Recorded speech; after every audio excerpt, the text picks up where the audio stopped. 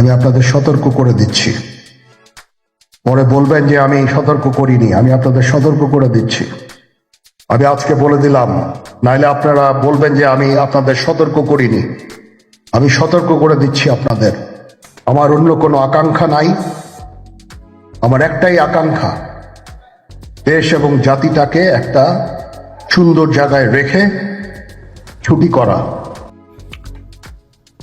সেনাপ্রধানের যে আহ্বানটা গুরুত্বপূর্ণ, সেনাবাহিনীর জন্য পজিটিভ, কিন্তু এই মুহূর্তে আমার মনে হয় বর্তমানে আওয়ামী লীগের এখনো কিছু কিছু জায়গায় এমন জনপ্রিয়তা, তবে যারা বিপরীত দলের আছেন বিএনপি এবং জামাত বলার চেষ্টা করছেন যে জনপ্রিয়তা না, এটা একটা পুরানা সেট আপ। আর এই সেট আপটারই সম্ভবত সরকার এখনো টেনশনে আছে যে বাংলাদেশের রন্ধ্রে রন্ধ্রে আওয়ামী লীগ কিভাবে অনুপ্রবেশ করে ফেলেছে। বাংলাদেশের গেল অন্তত 48 ঘন্টায় সার্বিক যে পরিস্থিতি আমরা দেশে দেখছি, এই পরিস্থিতিতে এই আহ্বানটা এই মুহূর্তে ডক্টর মোহাম্মদ ইউনূসের সরকারকে আরো একটু প্রশ্নবিদ্ধ করে তুলবে। তবে সেনাবাহিনীর দোষ নাই ভাই, সেনাপ্রধান চিন্তা করতেছেন কোনটা, যে সেনাবাহিনীর মান সম্মান ইজ্জত এটার দায়ভার কিন্তু ওনার উপরে। সরকার আলাদা, সরকারে যারা বসছে তাদের ব্যর্থতা থাকতে পারে, তাদের দুরভিসন্ধি থাকতে পারে, এক একজনের এক এক চিন্তা ভাবনা থাকতে পারে, বাট সেনাবাহিনী আউট অফ পলিটিক্যাল একটা অবস্থানে আছে।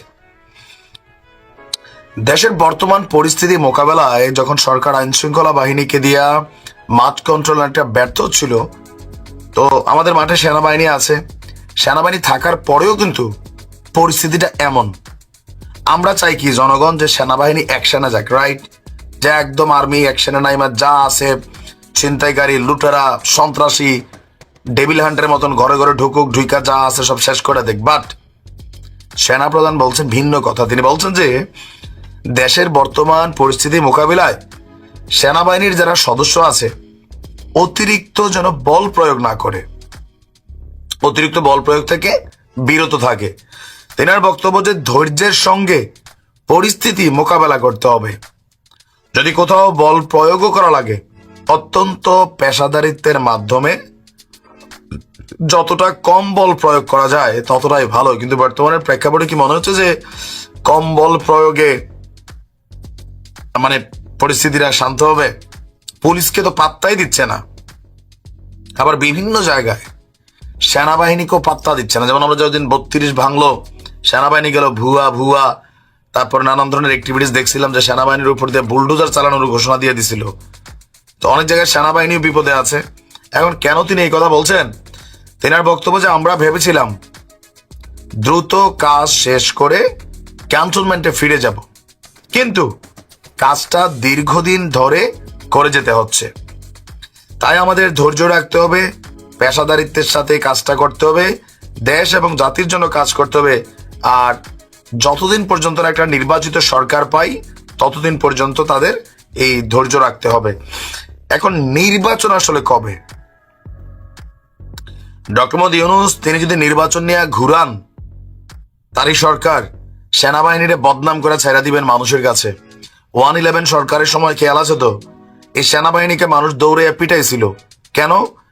দীর্ঘদিন যাবৎ যদি সেনাবাহিনী একটা রিজার্ভ ফোর্স, তাদেরকে রাখাই হোক যুদ্ধের জন্য, আমজনতার সাথে মিশা যায়, অনৈতিক মেন্টালিটি চলে আসে, কোথাও কোথাও লোভে পায়া বসে। জনগণও থাকে না যে একটা বাঘ প্রতিদিন আমার সাথে খেলে, শোয়, ঘুমায়, খায়, হাসে, এটা যে বাঘ একসময় ভুললে যায়, বিলাই মনে করে টিকনা দিয়ে ফেলে। সেনাবাহিনীর অবস্থা এরকম হয়ে যাবে। ডক্টর ইউনূসের উচিত নির্বাচনের সুষ্ঠু ব্যবস্থা করে সেনাবাহিনীকে ব্যারাকে ফিরিয়ে নেওয়া, অথবা পুলিশের মাধ্যমে, র্যাবের মাধ্যমে, বিজিবির মাধ্যমে বা আনসার যারা যে আছে এপিবিএন, তাদের মাধ্যমে আইন শৃঙ্খলা পরিস্থিতিকে কন্ট্রোল করা।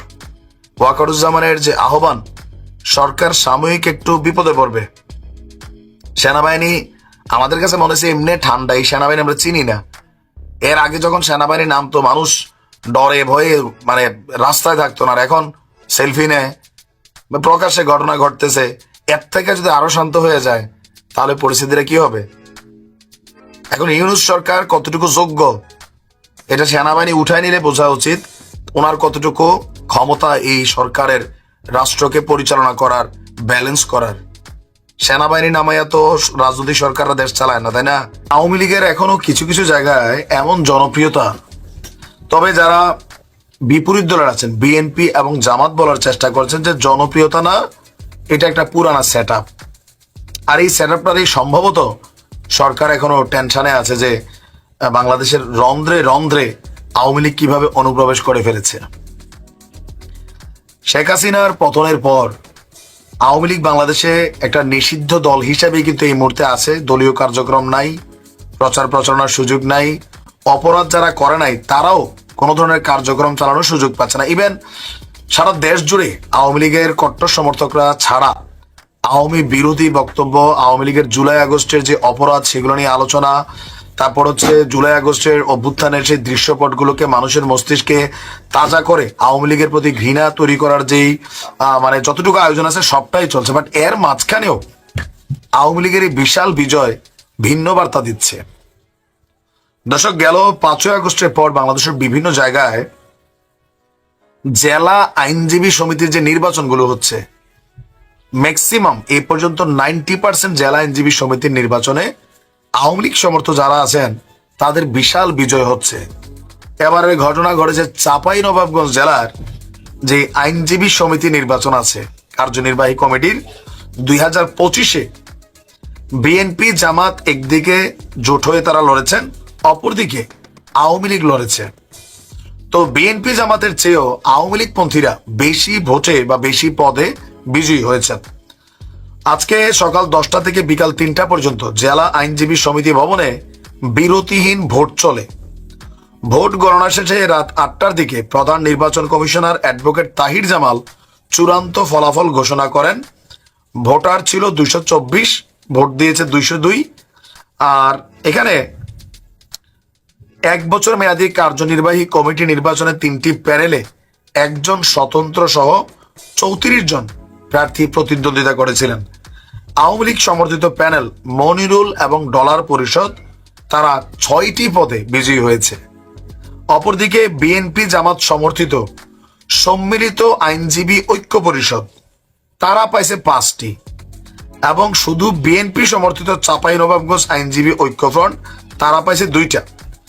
সভাপতি যিনি নির্বাচিত হয়েছেন তিনি বিএনপি জামাত সমর্থিত যে আইনজীবী পরিষদের মোহাম্মদ ইসাক, সাধারণ সম্পাদক হয়েছেন বিএনপির, আর বিএনপির হবে এটাই খুব স্বাভাবিক। তবে আওয়ামী প্যানেলের প্রার্থীরা সিনিয়র সহসভাপতি, অর্থ সম্পাদক, খুবই গুরুত্বপূর্ণ একটা পদ, সাংস্কৃতিক সম্পাদক, কার্যনির্বাহী সদস্যের 2টি পদে তারা বিজয়ী হয়েছেন।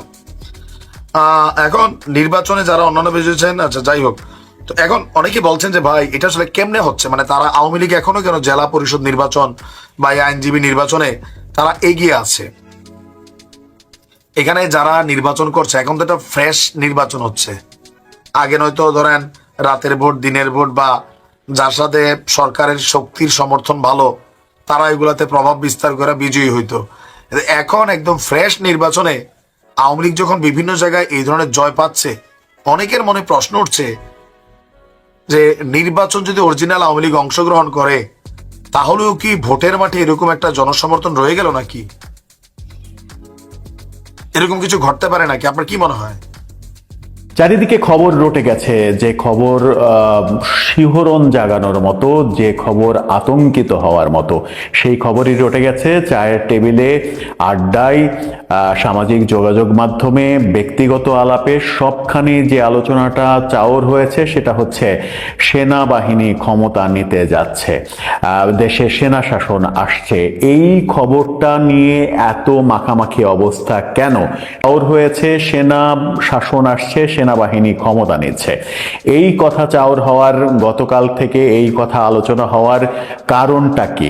আমরা গতকালকে দেখলাম যে সেনাবাহিনীর প্রধান তিনি সেনা সদস্যদের উদ্দেশ্যে ভাষণ দিলেন। সেনা নিবাসে একটা প্রোগ্রাম হলো, সেখানে সেনা সদস্যদের উদ্দেশ্যে তিনি বললেন যে যতদিন পর্যন্ত না নির্বাচিত সরকার আসছে ততদিন পর্যন্ত সেনা সদস্যদের খুবই সতর্কতার সঙ্গে তাদের কার্যক্রম চালাতে হবে।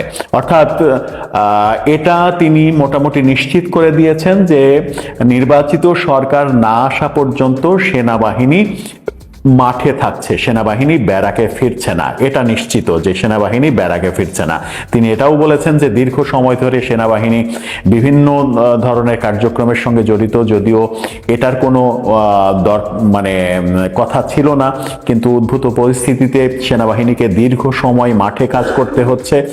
এই দীর্ঘ সময় মাঠে কাজ করার যে সময়টা, এই সময়ে সেনা সদস্যদের সতর্কতার সঙ্গে পথ চলতে হবে, সতর্কতার সঙ্গে পদক্ষেপ নিতে হবে, পা ফেলতে হবে। এই কথা তিনি বলেছেন। নির্বাচিত সরকার আসলে, তার মানে নির্বাচিত সরকার আসলে সেনাবাহিনী ব্যারাকে ফিরে যাবে।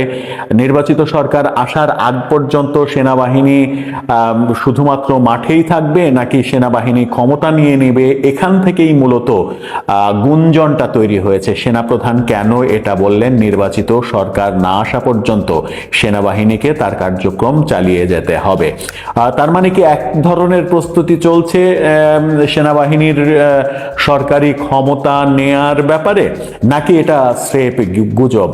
বাংলাদেশের আইন শৃঙ্খলা পরিস্থিতি যখন তলানিতে, যখন বিভিন্ন গণমাধ্যমে খবর হচ্ছে যে গণমাধ্যমগুলো এতদিন আমরা দেখেছি চুপ থেকেছে, সরকারের বিরুদ্ধে খুব একটা নিউজ করতে তারা উৎসাহী হয়নি। এক প্রকারের আলোচনা ছিল যে সরকার আওয়ামী লীগ সরকারের মতোই এই মিডিয়াকে নিয়ন্ত্রণ করার চেষ্টা করছে, মিডিয়াকে জোর করে তাদের পক্ষে কথা বলানোর চেষ্টা করছে। সেরকম পরিস্থিতিও পাল্টে গেছে। এখন সরকারের বিরুদ্ধে বিভিন্ন নিউজ হচ্ছে এবং গণমাধ্যম বলছে গত 72 ঘন্টায় প্রায় 65টি ধর্ষণের ঘটনা ঘটেছে। অবিশ্বাস্য এই ঘটনাটা কেন ঘটলো এদেশে, কেন আমরা স্বস্তির মধ্যে থাকতে পারছি না, সেটা একটা বড় ব্যাপার। ওদিকে স্বরাষ্ট্র উপদেষ্টা বলছেন আইন শৃঙ্খলা পরিস্থিতি উন্নতির তিনি চেষ্টা করছেন। চেষ্টা যে কিভাবে করছেন, অনেকে বলছেন স্বরাষ্ট্রমন্ত্রী বসে বসে ডিমে তা দিচ্ছেন আর বলছেন চেষ্টা করছেন। পরিস্থিতি খুবই ঘোলাটে। এদিকে প্রধান উপদেষ্টার প্রেস সচিব তিনি গতকালকে দেখলাম যে প্রেস ব্রিফিং করলেন। প্রেস ব্রিফিং করে তিনি বললেন যে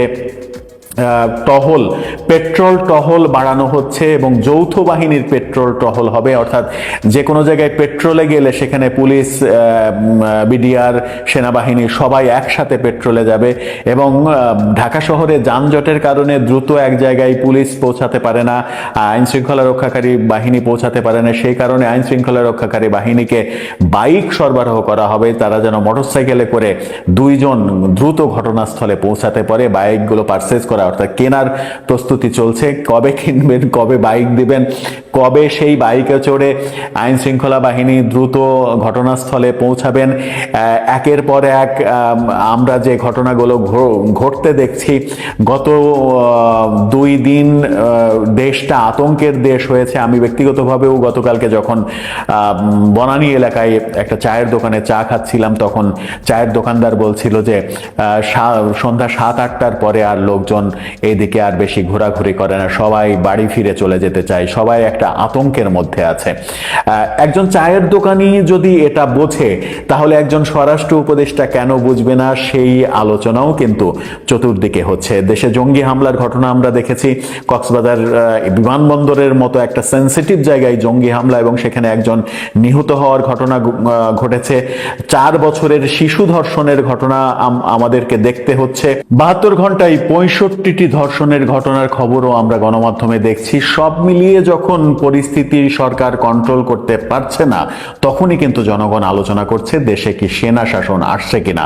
এবং সেনাবাহিনী প্রধানের সেনা সদস্যদের উদ্দেশ্যে যে ভাষণ, সেই ভাষণ এক ধরনের উৎসাহিত করছে জনগণকে ভাবার জন্য আদতে কি ঘটতে যাচ্ছে। ইউনূস সরকার কি পারছে না? তারা কি না পারার কারণে সেনাবাহিনীর হাতে ক্ষমতা দিতে বাধ্য হবে, কিংবা সেনাবাহিনী ক্ষমতা গ্রহণ করবে? আর সেনাবাহিনী ক্ষমতা গ্রহণ করলে জাতিসংঘে সেনাবাহিনীর সুনাম যে আরবার বিনষ্ট হবে, শান্তিরক্ষা বাহিনীতে যাওয়া বন্ধ হয়ে যাবে, নানা রকমের ব্যাপার আলোচনায় রয়েছে। দর্শক, আপনার কি মনে হয়, শেষ পর্যন্ত কি এটা আলোচনায় থাকবে, নাকি দেশ সেনা শাসনের দিকে যাচ্ছে? আপনার মতামত জানিয়ে লিখতে পারেন আমাদের